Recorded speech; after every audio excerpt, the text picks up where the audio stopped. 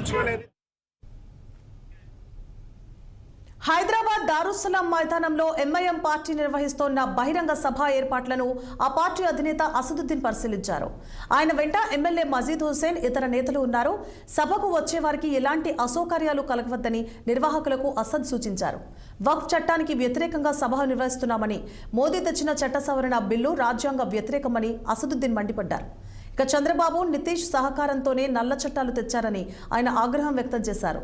MIM సభ పురస్కరించుకొని traffic ఆంక్షలు అమలు చేస్తున్నామని పోలీసులు తెలిపారు.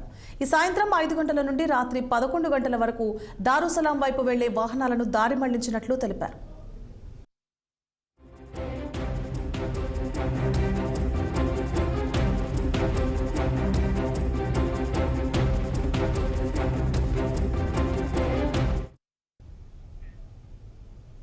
ముఖ్యమంత్రి చంద్రబాబు 75 ఏళ్లలో కూడా